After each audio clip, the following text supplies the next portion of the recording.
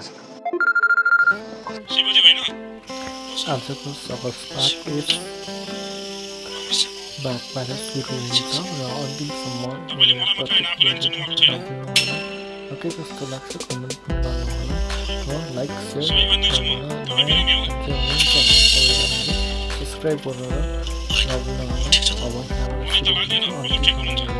समयको लागि विदेश जानुभयो थियो त्यति समय बसेर आउनुभयो होइन म भिजा क्यान्सल आएको अनि विदेश जान लागेको लागत उठ्यो त नै अनि कम्पनी राम्रो थियो स्यालेरी राम्रो थियो पढाइको के मतलब छ र होइन शङ्का गरेर हातपात गर्नेले मलाई के चिन्नुहुन्छ भनेपछि तपाईँले तुलसालाई पनि राम्रोसँग चिन्नुहुन्छ तुलसा र मेरो विषयमा तपाईँलाई सबै कुरा थाहा छ को मामा पर्नुभयो तपाईँ मैले त राम्रोसँग चिन्न सकिनँ मामा नाता नै काफी रहेछ दुई साहब रिसको जग्गामा त्यसरी श्रीमती कुट्ने जुन दिन तुलसाको कोठामा रमेश भन्नेलाई देख्नुभयो ऊ मेरो भाइ हो ऊ मेरो भाइ भएपछि नाताले मामा परेन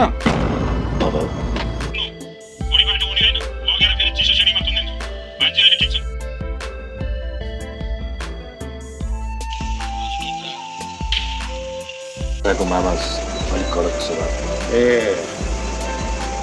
समर सेनामा काम गर्थ्यो कर्णेल भएर रिटायर भयो के हो त ठिकको कुरा थियो बा सम्झेर लिएर आउनु भन्नुभएको छ चापागाउँमा अस्ति मैले तुलसासँग भेटेको मान्छे त तुलसाको अर्को मामा पो रहेछ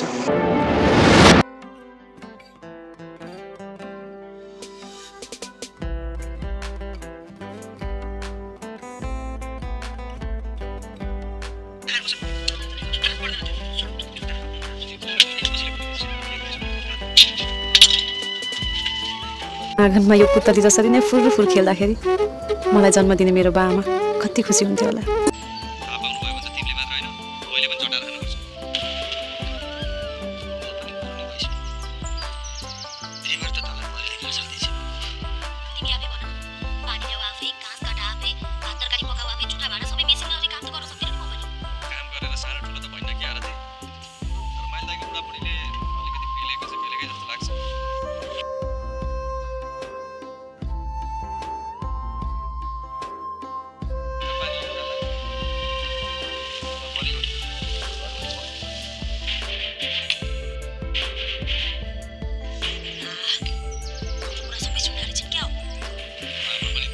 तर गाउँले भने जस्तै चाहिँ होला जस्तो मलाई चाहिँ लाग्दैन गाउँले त कुरा काट्ने काम काटिहाल्छ मलाई पनि त्यस्तो त लाग्दैन शिवकी दाजु अझ निकै समझदार मान्छे हुनुहुन्छ तर पनि आमा बुद्धि बिग्रिन समय चाहिँ नलाग्दो रहेछ त्यसको उदाहरण त मै पनि छु मैले पनि त्यस्तो गल्ती गरेर अहिले सम्झिँदाखेरि पनि खुट्टो कामेर आउँछ माइकन खर्ती भएर माफ गरिदिया भएर मात्रै बचिया हो नत्र भने अपराध त जेलै जाने गरिया हो नि बाबुले त मुनालाई भगवानै मान्दा पनि फरक पर्दैन हो नि आमा म त त्यो कुरा सम्झेर शरमले मरेर पुनर्जन्म पाएको जस्तो लाग्छ बाटोमा त्यत्रो पहिरो झरेर घुमेर आउनुपर्छ त्यत्रो बाटो टाइम त लागिहाल्छ नि गरियाको पानी भित्रै लगेर राखेर ढुङ्गिरी बाहिर पिँढीमा ठ्यास्छ कि ठुलो बनाएको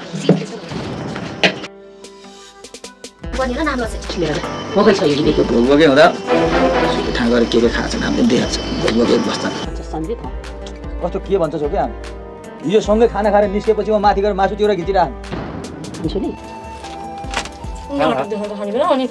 यहीँ खाने के छ मलाई बुहारी बोकेको भन्ने कस्तो चिन्ता उनले अब यी नौटङ्गी गर्नेहरूको पछाडि लाग्यो केही हुँदैन जसले जस्तो कर्म गर्छ उसरी हुन्छ आफू कर्म गर्नु चाहिँ छोड्दैन जति रुच्छ त्यो त खाइहाल्छ यसको केटाकेटीदेखि नै यस्तै बानी हो चुकुर चुकुर खाइरहन्छे टन्न खानै नसक्ने तर त्यही नै राम्रो हो बानी त धेरै खाए मल थोरै खाए बल भन्छन् थोरै खाने मान्छे निरोगी हुन्छ अनि यस्तो बेला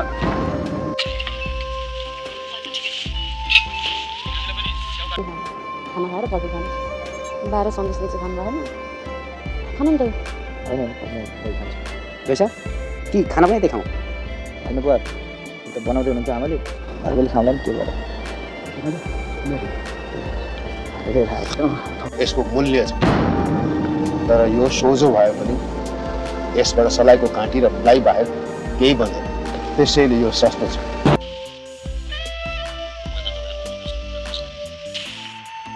बाङ्गो भएर मूल्यवान रुखी सोझो भएर सस्तो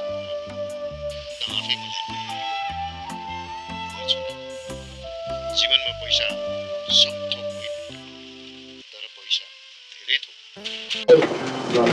खाइहाल्नुपर्छ। तर कान्छी आयो त अब आउँदै गर्छन् बा।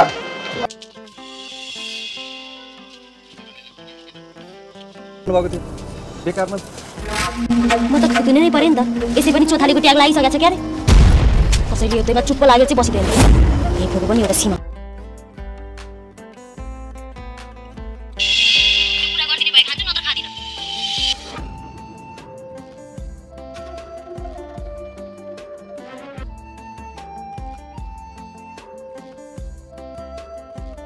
हडतालै गर्छस्? खाना खाएपछि छलफल गरे हुँदैन? हुन्न भनेको मेरो दिमाग जति सक्दो चाँडै खुस्कियोस् भन्ने छ। मलाई थाहा छैन र। तिम्रो चाहना के हो? सहनुको पनि सीमा हुन्छ नि। यो त अति भइसक्यो। के अति भयो मुकेश? समयअनुसार कानुनी दस्तावेज पनि चाहिन्छ। बिहे गरेपछि बिहे दर्ता गर्नु प्रत्येक सचेत नागरिकको कर्तव्य हो। उसले ठिकै त भन्दैछ, यसमा आपत्ति जनाउने कुरा के छ?